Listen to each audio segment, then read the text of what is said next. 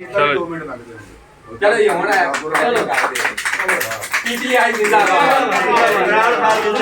जिंदाबाद जिंदाबाद absolutely not. चलो जी रुको शुरू करो जी।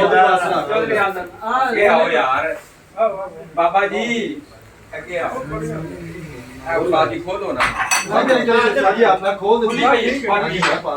चलो जी ठीक है वेद वास्ते रख लो। वो साजिद नहीं आया आ गया आई दे अरे पीटीआई के फायदे हैं कि नहीं है मतलब मैं खा के दसागा पढ़ाई वाली पढ़ाई करो अल्लाह कोई रोज ऑमलेट करावे अरे यार अल्लाह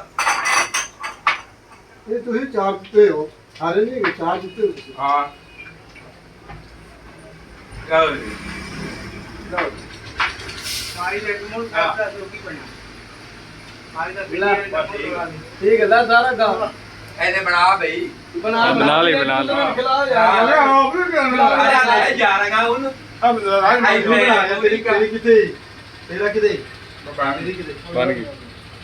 यार बोतला है जनाना रह यार कोई नहीं मिला है ना मेरे वास्ते लग बस पियो ला पीना पियो पियो लाओ बोल पढ़ो यार मेरे वास्ते ला लियो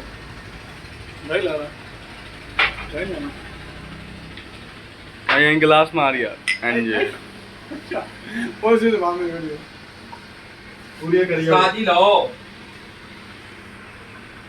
मलक में ये ना के बिना इंसाफ ही पीटी आई जा रहा है कितनी मैंने पानी नहीं पीता मेरी थोड़ी और बात सही है ਤੁਹਾਡਾ ਦਿਲ ਲੈ ਜੀ ਵੀ ਨਾ ਰਵੇ एक कोई वजन ना आंदा है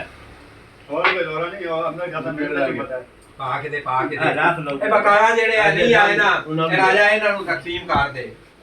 ਇਹ ਬਾਤ ਕਰ ਜੱਬਾ ਵੀ ਨਹੀਂ ਆਇਆ ਹਾਂ ਇਹ ਜਿਹੜੇ ਨਾ ਮੁੰਡੇ ਤੇ ਉਹ ਤੇਰਾ ਸ਼ਗਿਰਦ ਵੀ ਰਹਿੰਦਾ ਹੀ